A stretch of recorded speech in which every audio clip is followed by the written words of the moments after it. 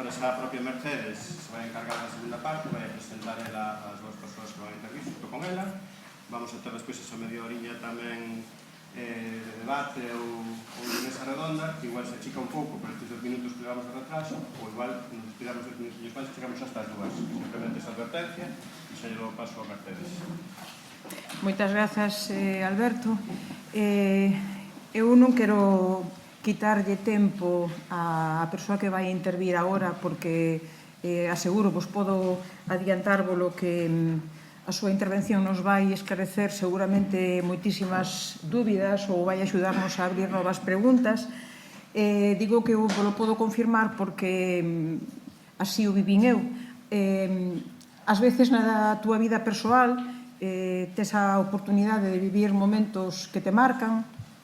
Ás veces ocorre o mismo na túa vida profesional e ás veces ocorre que hai momentos que son absolutamente excepcionais e marcadores na túa vida persoal e na túa vida profesional. E ese momento foi un café conversa que tiven con Tony Murphy, onde me despexou moitísimas dúbidas e me fixo abrir a outras preguntas nas que aínda non tiña reparado. Pero, sobre todo, marcou un antes e un despois nunha parte do meu traballo como traballadora cultural, vaya a redundancia, que foi abrir algo no que nos últimos, agora xa casi vai facer un ano, estivemos un grupo de persoas traballando con moito esforzo, con moito compromiso e, desde logo, con total e absoluta convicción na súa necesidade, que é sacarmos adiante esa lei de dereitos culturais galega. E para iso, quen marcou realmente ese punto de arranque xa de poñernos mans á obra, dende a concreción máis absoluta, foi aquela conversa con Tony Murphy. E niso estivemos traballando até o de agora, até este momento no que temos un primeiro rascuño, un primeiro documento elaborado, que nace da participación, do diálogo con axentes e sectores culturais diferentes, nos que tomamos o pulso de realmente cales son esas necesidades, cales son eses problemas, cales son esas oportunidades, que aspectos son os que ten que dar resposta a unha lei galega de dereitos culturais, que é o que nós queremos por todos os medios sacar adiante, porque no que todo o mundo concorda é que é unha necesidade. E, ademais, teño que dicilo que xerou moitísima ilusión entre os traballadores e as traballadoras da cultura e incluso máis alá tamén na sociedade galega. Era necesario, viuse a necesidade de termos esta ferramenta. Polo tanto, eu estou outra vez encantadísima de poder volver a escoitar, en este caso xa de forma colectiva, a Tony Murphy, porque ten, sobre todo, a parte do coñecemento, do marco teórico, das lecturas, de todo iso que é fundamental como sustrato inicial, ten o coñecemento desde a perspectiva da práctica e, sobre todo, dunha práctica exitosa como foi a Lei de Dereitos Culturais en Canarias, na que el, desde logo, estivo aí centralizando, coordinando e un pouco sendo alma pater dese proceso que, insisto, foi exitoso. Por lo tanto, é no que nós tamén nos queremos mirar, no que queremos aprender, saber que erros podemos evitar e, sobre todo, onde podemos facer pé para que tamén o noso acabe por ser un proxecto de país exitoso para todos e para todas. Grazas por vires outra vez aquí e por compartir con nós a túa experiencia e o teu coñecemento. Gracias. Uy, esto...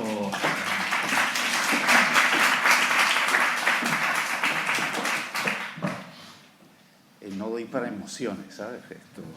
Después de la visita a la casa y ver el último verso, las últimas palabras de Rosalía,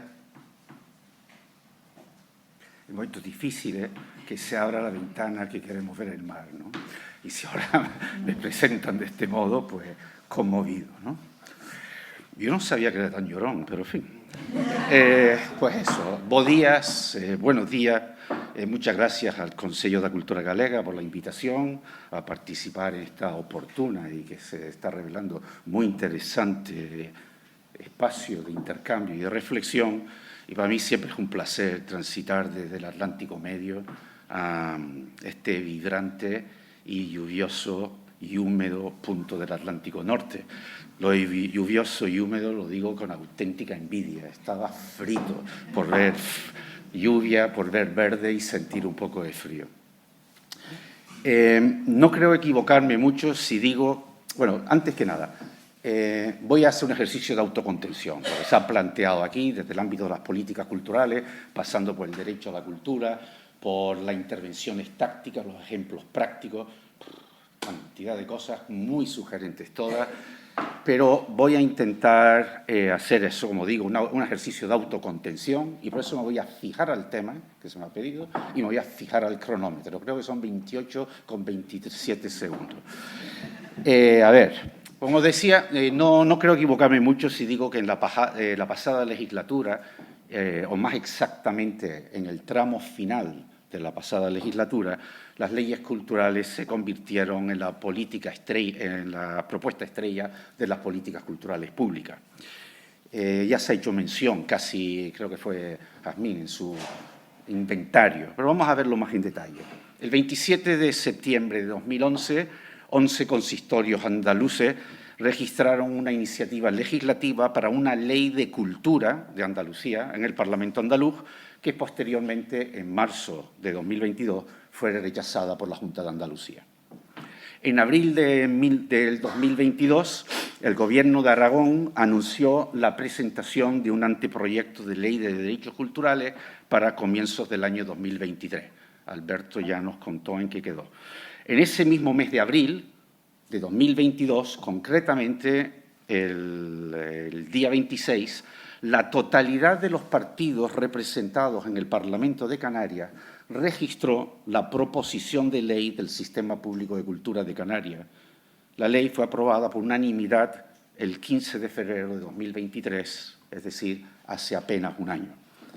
En junio del 2022, el Gobierno de la Generalitat aprobó la memoria preliminar del anteproyecto de ley de derechos culturales de Cataluña, y parece ser que el proceso aún va para largo. El 19 de septiembre de 2022, la portavoz de Cultura del PSOE en la Asamblea de Madrid, en un artículo de prensa, anunció la intención de su partido de impulsar, cito, una normativa que regule el sistema público cultural madrileño. Y 8 días después, el 27 de septiembre, en la misma Asamblea de Madrid, Más Madrid registró la proposición de ley de cultura y derechos culturales de la Comunidad de Madrid. El 10 de noviembre, el Pleno de la Asamblea, en sesión ordinaria, rechazó su toma en consideración. Y finalmente, el 17 de febrero de 2023, la portavoz de Cultura del Bloque Nacionalista Galego en el Parlamento de Galicia hizo público la intención de su partido de impulsar, y vuelvo a citar, una ley gallega de derechos culturales y del sistema público de cultura, referenciándola explícitamente en la ley canaria, del que hablaremos en algún momento de los 26 minutos que me quedan. Mira, cada cierto tiempo surgen tropos que consiguen agitar el somnoliento mundo de las políticas culturales convencionales, para convertirse en trending topic entre políticos, entre gestores, entre técnicos y agentes culturales de todo tipo y ralea. Por lo general se produce un efecto contagio como resultado de una demanda a partir de estándares comparados con otras realidades territoriales. Si ellos tienen, yo también quiero. Y en no pocas ocasiones, estos impulsos emuladores adolecen de la reflexión necesaria y de una lectura en profundidad del territorio propio. Ocurrió con la non nata ley de mecenazgo del segundo gobierno de Mariano Rajoy, hace ahora poco más de 10 años, que activó una reacción autonómica en cadena de declaraciones de intenciones y borradores varios que duró casi un lustro y parece volver a ocurrir ahora con la reciente eclosión de anuncios de leyes de cultura, de leyes de derechos culturales o de alguna que otra variante híbrida. Desde una perspectiva general, cabría preguntarse si esta moda legislativa cultural puede abrir camino a una estrategia de transformación del vigente y languideciente modelo de política cultural dominante en este país de países. Un modelo languideciente al que se le ven las costuras desde hace ya demasiado tiempo. En mi opinión, la respuesta a la pregunta es sí. Estamos ante una ventana de oportunidad que debe ser aprovechada. Pero una oportunidad exactamente ¿para qué? Para, en todo caso, promover alguna transformación modesta, pero con potencial estructurante, de las insatisfactorias políticas culturales al uso. Y por potencial estructurante quiero decir con el potencial de impulsar cambios duraderos y no flores de un día que nos obligan constantemente a volver a la casilla de salida. El clima de época, sin embargo, no anima a albergar esperanzas de cambios ambiciosos de las políticas culturales públicas, sino más bien a acometer movimientos oblicuos, concebidos estos como una suma sostenida e inteligente de sabiduría y de prácticas encaminadas a la modificación de los actuales arreglos jurídicos, institucionales y políticos en la perspectiva estratégica del cambio del paradigma de política cultural. Y el derecho puede ser un terreno fructífero para desplegar procesos de este tipo. Me ocuparé de ello de inmediato, pero permítame por ahora 3 advertencias. Primero, ojo con el corta y pega político. Hacer política por emulación, si ellos lo hacen, yo también lo quiero hacer, es mala praxis. Por lo general conduce a la esterilidad política. No hay cambio que surja desde el desconocimiento de la propia realidad. Ojo con el fetichismo jurídico, que consiste en no darse cuenta del abismo que separa la aprobación de una ley de su aplicación. La simple existencia de una norma no garantiza ni mucho menos las posibilidades reales de su aplicación.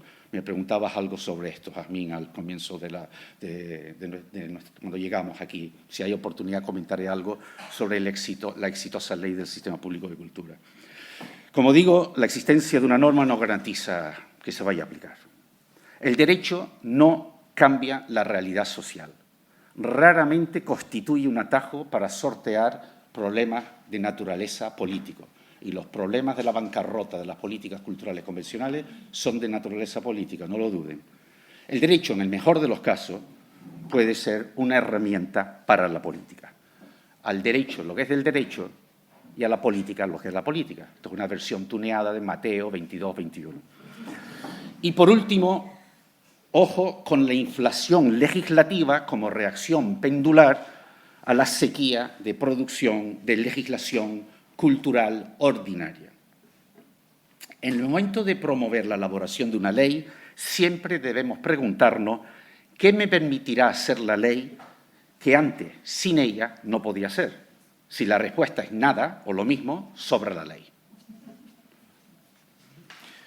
En nuestro caso, en Canarias, en el momento de acometer los trabajos de redacción de la Ley del Sistema Público de Cultura, la pregunta que nos formulamos fue ¿hasta qué punto podríamos precisar derechos que generen obligaciones, que se traduzcan en servicios, prestaciones y bienes y que permitan establecer garantías ciudadanas para su provisión? Me he referido al modelo de política convencional, al modelo de política cultural dominante como languideciente. Más justo sería calificarla de agotado. Sinceramente, creo que el paradigma de la democratización cultural no da más de sí. Y no da más de sí porque es ineficaz, porque es ineficiente y porque es injusta. Es ineficaz porque no cumple sus propios fines declarados. No consigue reducir la brecha cultural entre la población. Hay algunos estudios que dicen que incluso en la Europa de los 27 esta brecha se amplía. Es ineficiente porque cuando logra algún objetivo lo hace con un aprovechamiento muy inadecuado de los recursos. Y es injusta porque redistribuye de facto los recursos de toda la población hacia los grupos de renta media alta y alta. Después de 60 años de hegemonía del modelo, creo sinceramente que toca superar el paradigma de la democratización cultural y de las políticas culturales que en él se inspiran. Y cuanto antes, mejor. Pero cualquier intento de explorar alternativas a los déficits y a las limitaciones de las políticas culturales convencionales se enfrenta más pronto que tarde a las carencias de la estructura jurídica y administrativa del sector cultural público. Tomarse en serio la necesidad de cambiar las políticas culturales obliga necesariamente a tomarse en serio cambiar la administración cultural pública.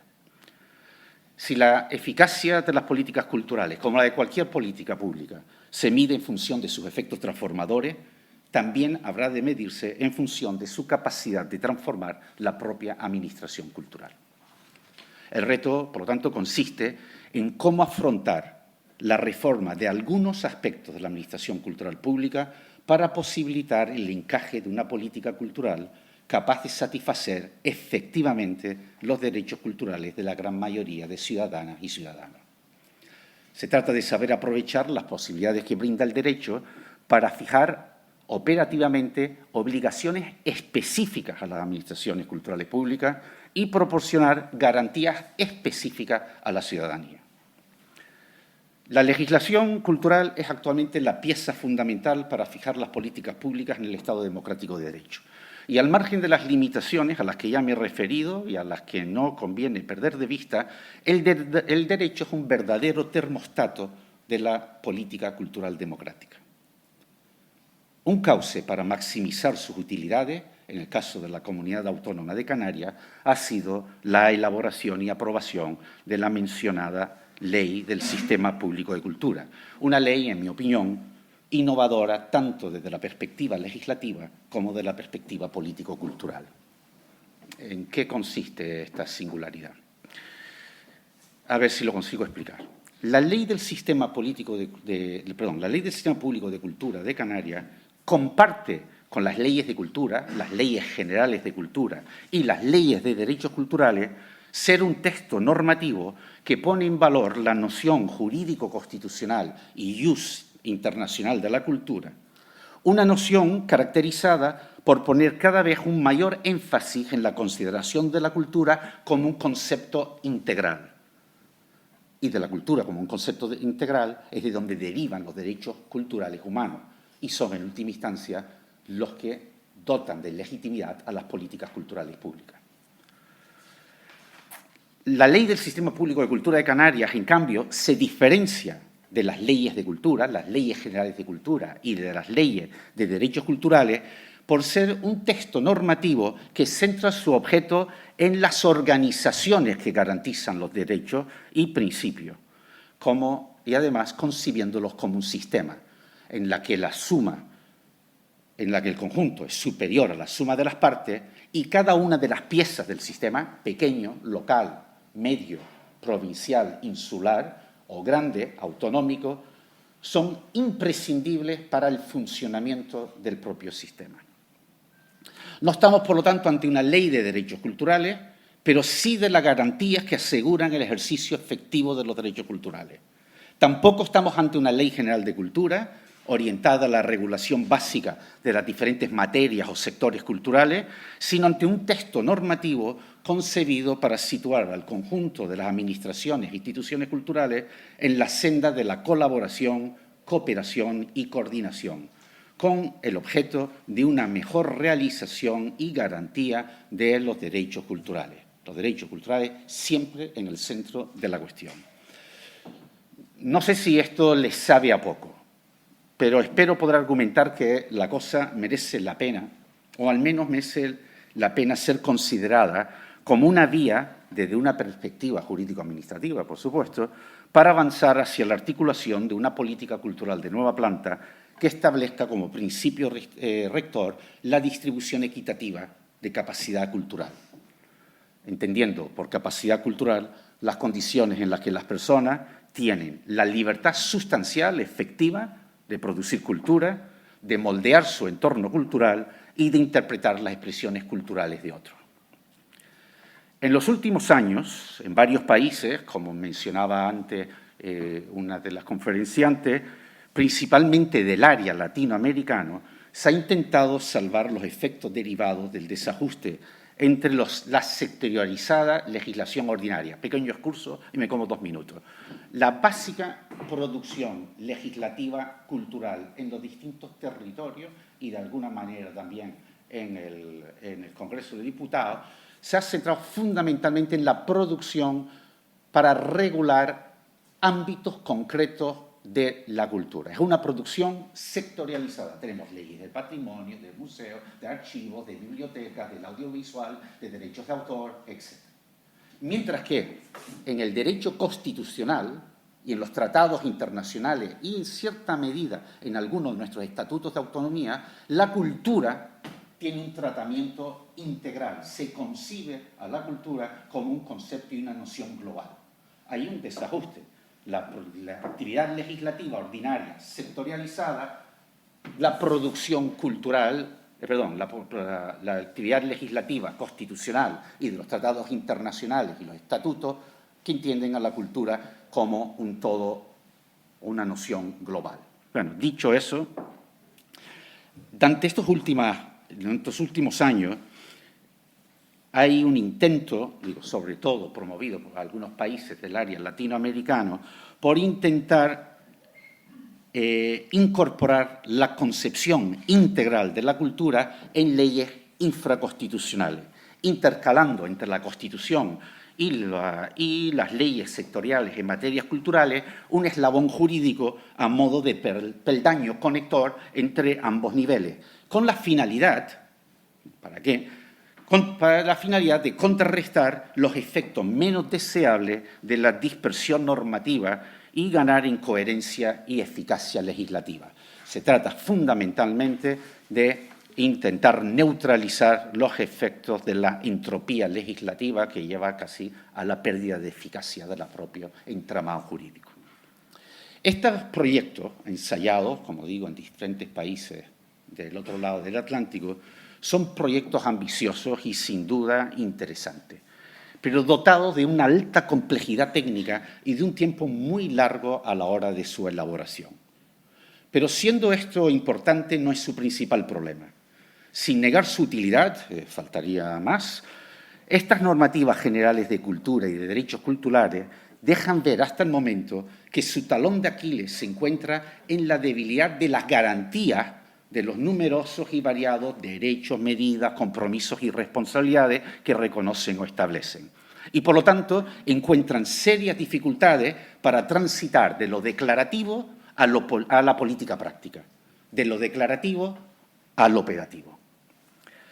Creo, modestamente, que el modelo, entre comillas, de ley de sistema público de cultura plantea un enfoque hacia un instrumento normativo más concreto y más eficaz para mejorar las garantías y la eficiencia del conjunto de recursos públicos que las instituciones y administraciones públicas culturales ponen al servicio de la ciudadanía y de la cultura. ¿Y esto cómo se concreta en el caso de la ley que nos ocupa? El objeto de la Ley del Sistema Público de Cultura de Canarias es garantizar que las diferentes administraciones culturales públicas canarias, desde los ámbitos competenciales y normativos que les son propias, pero entendidas y ensambladas, como digo, como un conjunto, faciliten efectivamente a la mayoría de la población los servicios y prestaciones que le puedan permitir ejercer en la práctica los mentados y requetementados derechos culturales. La ley se impone superar las principales disfunciones resultantes de la fragmentación orgánica y funcional del entramado administrativo y articular un sistema público de cultura al mismo modo del sistema público de salud o del sistema público de educación, por citar dos ejemplos que nos son familiares a los hijos y nietos del machacado welfare state. La ley acomete, por lo tanto, las necesarias adaptaciones de la estructura de la administración cultural para asegurar la provisión de este servicio público esencial y le dota de recursos de distinto tipo para poder desarrollar sus funciones. Pero antes de examinar con algo más de detenimiento la estructura y la articulación de la ley, quiero proponerles una serie de apuntes previos similares a los que encontramos en los manuales de introducción de los artefactos de electrónica doméstica, aquello que dice leer con atención antes de encender, enchufar o ensamblar el gadget en cuestión, cosa que nunca hacemos, lo sé, pero después vienen las frustraciones por haber albergado expectativas exageradas con el gadget en cuestión. Primer apunte. La consistencia de un sistema público de cultura, a diferencia, por ejemplo, de los sistemas públicos de salud y de educación no puede provenir de un modelo organizativo jerárquico, vertical y con un nódulo de gobierno único. La Consejería Autonómica de Salud o la Consejería Autonómica de Educación, según nuestros ejemplos. Lo impiden las competencias concurrentes de los distintos niveles de la Administración. La consistencia del sistema habrá de derivar, por lo tanto, de la cantidad, calidad y estabilidad de los acuerdos y colaboraciones y cooperaciones que los mecanismos y disposiciones del propio sistema sean capaces de activar entre sus diferentes componentes. Es un modelo que necesita mantener y renovar continuamente la tensión centrípeta. La tendencia de este modelo es a lo gaseoso. Además, ha de dotarse de un gobierno heterárquico eficaz y de un sistema avanzado de gobernanza. Lo que para algunos pudiera parecer una debilidad del sistema, en mi opinión, y desde una perspectiva democrática, es una virtud. La cultura es un material delicado y la pluralidad y la diversidad de centros de decisión puede constituir una vacuna eficaz contra las inclinaciones al dirigismo cultural. Cuanto más deliberación colectiva y cuanto más codecisión, mejor. Segundo apunte.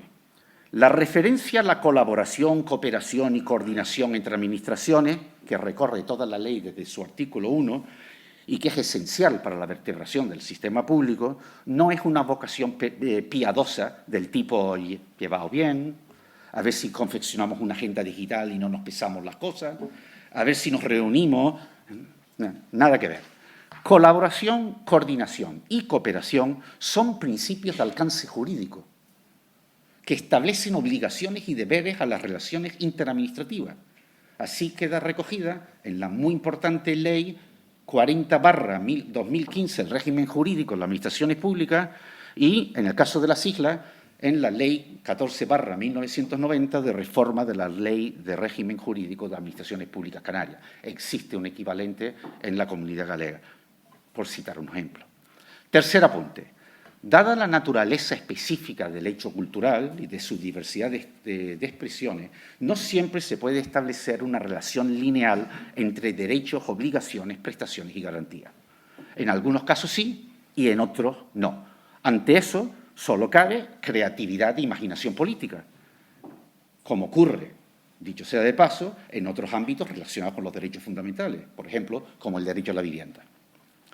Paso ahora a realizar una breve presentación de la estructura de la ley. Hay una ficha por ahí, porque como sé que se lee poco, me importaría distribuirla, porque creo que con la ficha, que está escrito con goma, decía Eduardo Galeano cuando se ponía a escribir, comentaba que primero escribía el texto y después escribía con goma. O sea, todo aquello que sobraba fuera. Pues este es un esquema. Sí, ¿te importa poner este? Ficha. El que pone Ficha. este de aquí. Oh, perdón. Creo que esto nos ayuda a visualizar mejor el sentido de la apuesta y la finalidad de la ley. Bien, la ley se estructura en una exposición de motivos, que algunos dicen que es muy pesada, yo estoy de acuerdo. Si quieren saber por qué, a pesar de que es muy pesada, por qué la decidimos mantener, se los comento en el café o esta noche, esta tarde por Santiago. Tiene una exposición de motivos, 2 títulos y una serie de disposiciones adicionales, transitorias, derogatorias y finales. El título 1 establece el objetivo y los principios de la ley. El objetivo es inequívoco: crear y regular el sistema público de cultura de Canarias, punto y final. El título fija los principios que se inspira y hacia los que las administraciones públicas y organismos y entes del sector público de Canarias han de orientar el desarrollo de sus competencias. El título 2 regula el sistema público de cultura a lo largo de 4 capítulos. En el capítulo 1 se determina la configuración del sistema público, se establece la arquitectura. 2 comentarios. La ley del sistema público es una ley administrativista y no sustantiva. No dice qué políticas culturales hay que hacer, sino cómo ha de organizarse, funcionar y cuáles son los deberes de la administración cultural. En principio, y esto quizás dé juego a la discusión, una ley de este tipo permite altos grados de consenso entre el conjunto de las fuerzas o las diversas fuerzas del territorio. En nuestro caso, lo que inicialmente fue una iniciativa del Gobierno, es decir, un proyecto de ley del Gobierno, finalmente fue una proposición de ley presentada por la totalidad de las fuerzas políticas con representación en el Parlamento de Canarias, que iban desde una derecha española muy, muy dura hasta las opciones de izquierda nacionalista y opciones de la izquierda alternativa. 2. Es una ley, además, caracterizada por la austeridad organizativa en su arquitectura. De hecho, se prodiga poquísimo en la creación de nuevas instancias orgánicas. Solo dispone la creación de un único nuevo gobierno, la Comisión de Coordinación del Sistema Público, que es la instancia de gobierno del sistema integrado por representantes de todos los niveles de la administración autonómica, insular y local, y en la que ninguno tiene una posición dominante. Recuerden lo que les hablaba de cómo activar líneas de sinergia que obligan la negociación permanente, mantener en tensión permanente, que no hayan invitados de piedra. Bien. Y por otro lado, digo, un único órgano nuevo y por otro lado reformula otro, se modifica otro, el Consejo Canario de Cultura, que es el ámbito de la gobernanza que está integrado exclusivamente por representantes de la sociedad civil organizada. Sobre esto más dentro de unos minutos. El capítulo 2 define y regula los medios técnicos para el funcionamiento del sistema público de cultura. En primer lugar, regula el marco de acción estratégica de cultura, un instrumento de planificación, coordinación y articulación funcional de las actividades y servicios desarrollados por las administraciones públicas y de las entidades privadas integradas en el sistema. Se establecen los contenidos mínimos de la herramienta multilateral de planificación, entre ellos la ficha económica, el proceso de elaboración y aprobación, lo aprueba el Parlamento, previo informe preceptivo de la Comisión de Coordinación y del Consejo Canario de Cultura, ejemplo de la cadena de sinergia que activa la ley y que contribuyen, como digo, a dotar de consistencia al sistema. En este capítulo también se establece la periodicidad trienal como el Plan Canario de Salud. Hemos estado constantemente intentando mirar hacia el Plan Canario, hacia el Sistema Público de Salud y el sistema de educación como una fórmula de intentar ganar en robustez y de credibilidad del sistema. También se establecen los dispositivos de evaluación y seguimiento y los efectos sobre los distintos programas de los diferentes niveles de la administración cultural, respetando los ámbitos competenciales propios. A continuación se define el soporte físico, el recurso físico del sistema. Se crea la red de equipamientos culturales de utilización pública, que no de titularidad pública. Una novedad es la incorporación al sistema de manera voluntaria de los equipamientos de titularidad privada conforme a la normativa que complementa y desarrolla la ley. No cualquiera se apunta. La intención es maximizar lo posible los recursos culturales del territorio e innovar en la colaboración pública-privada. En este mismo ámbito se establece que el sistema mantendrá actualizada un mapa de infraestructuras culturales con la finalidad de garantizar una distribución equilibrada y adecuada a las condiciones, una distribución equilibrada en el territorio, pero también adaptada a las necesidades funcionales del propio sistema. El mapa establece las condiciones y garantías para el mantenimiento, conservación y dotación suficiente de la red de equipamiento y deberá ser tomada, y obligatoriamente debe ser tomada en el momento de elaboración del Plan Estratégico Trienal de Cultura. Seguidamente, la ley se ocupa de los recursos humanos con los que cuenta el sistema público de cultura, el soporte humano.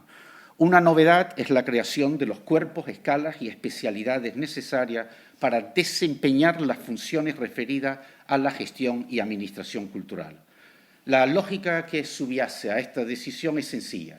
Si el sistema genera nuevas funciones y nuevas obligaciones, necesitará de nuevos profesionales con nuevos perfiles y con nuevas capacidades. Las políticas públicas, en última instancia, son las personas que las administran.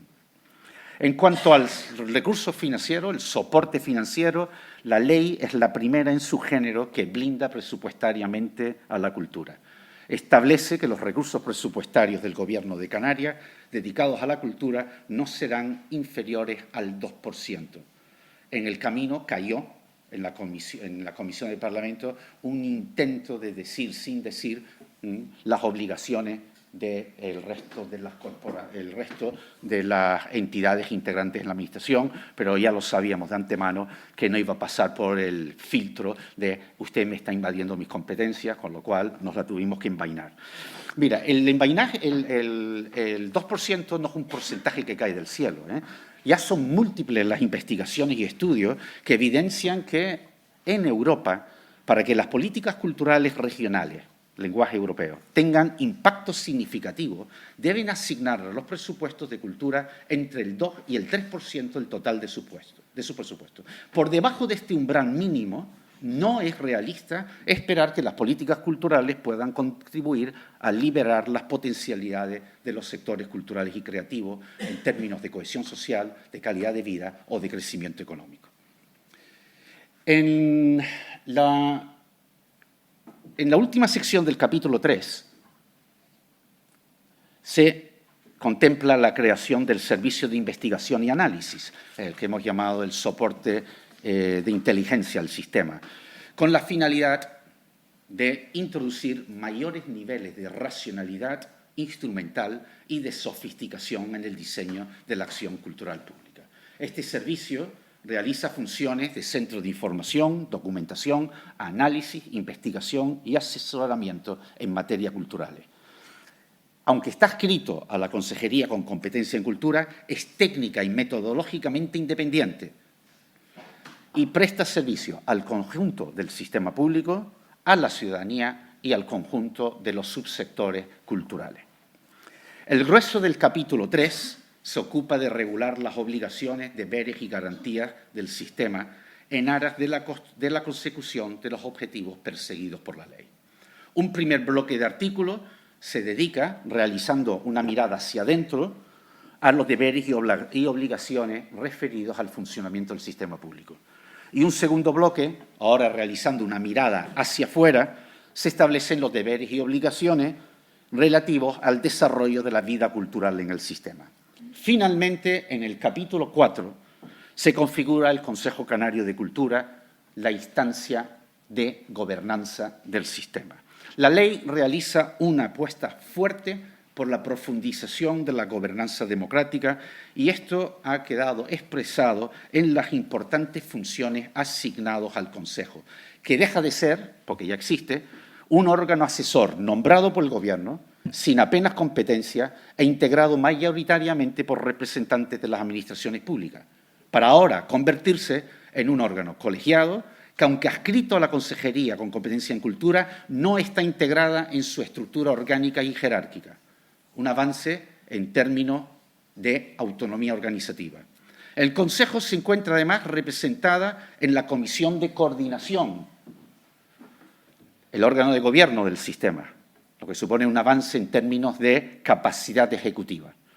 En cuanto a su composición, el Consejo está formado exclusivamente por representantes de las organizaciones del sector cultural y a propuesta del Parlamento, lo que supone un avance en términos de desgubernamentalización y de pluralismo político.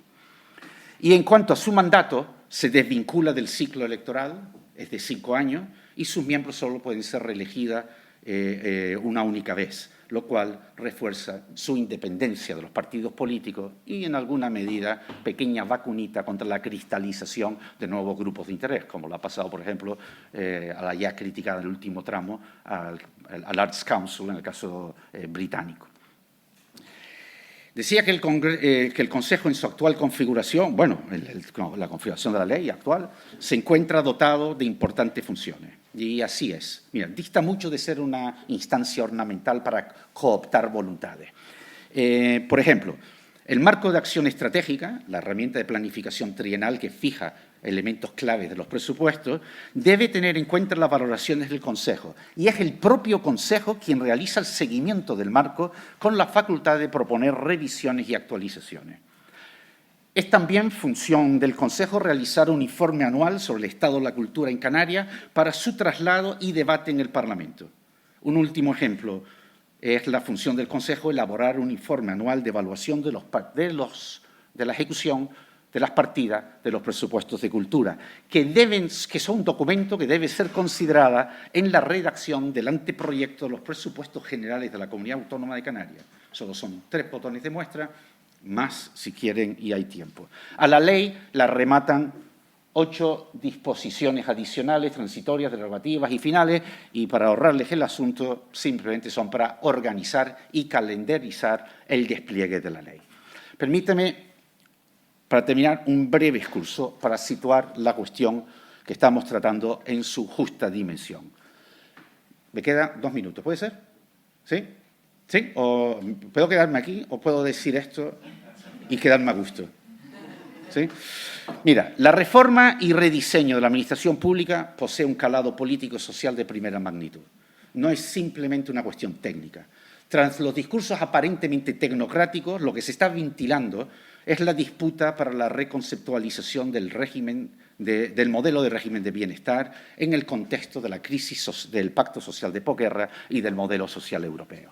En esa puja entre proyectos de reestructuración del Estado y de la administración pública se contraponen orientaciones más universalistas, redistributivas y expansivas en términos de protección social y orientaciones más privatizadoras de reducción de los sistemas de producción social y de transferencia de los costes de las contingencias y riesgos sociales a la ciudadanía con menos recursos y menor capacidad de defender sus derechos. Obviamente, esto es una reducción esquemática de las opciones en lisa. En realidad, lo que se está produciendo en los diferentes países son movimientos y ensayos que combinan políticas de ambos polos y con un grado de intensidad variada.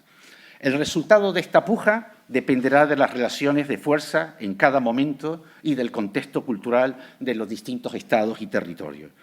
Y de los distintos escenarios resultantes de este toma y daca y prueba y error dependerá la respuesta de los distintos regímenes de bienestar a los principales desafíos que les plantean los cambios sociales acaecidos en la última década. Como es lógico, no pretendo anticipar el modelo que debe adoptar el estado de bienestar en un futuro más o menos próximo, pero lo que sí me atrevo a afirmar es que las políticas culturales orientadas prioritariamente a la realización efectiva de los derechos culturales habrán de incorporarse a un lugar destacado en la renovada arquitectura del bienestar, siempre que se pretenda alcanzar los objetivos declarados por la Unión Europea de máxima inclusión y de justicia social. Dicho de otro modo, el renovado edificio institucional de los regímenes de bienestar habrá de incluir una robusta pared maestra cultural. No resulta plausible pensar en responder satisfactoriamente a retos en determinadas áreas claves de la política social, como el envejecimiento y la transición a la jubilación, los problemas relacionados con los profundos cambios en la vida laboral, los cambios en las estructuras familiares o los retos de crear igualdad de género, al margen de un contexto social estructurado y consciente de sí mismo. Y la argamasa, el cemento que estructura y dota de conciencia colectiva a una sociedad dada, no es otra que la cultura compartida. Un recurso común que depende directamente de la extensión material en la vida cotidiana del ejercicio de los derechos culturales entre la población. Ese es el reto de la institucionalidad cultural, transitar de elemento ornamental a pared maestra, a elemento estructurante de los regímenes de bienestar avanzados en el siglo XXI. Ahora sí.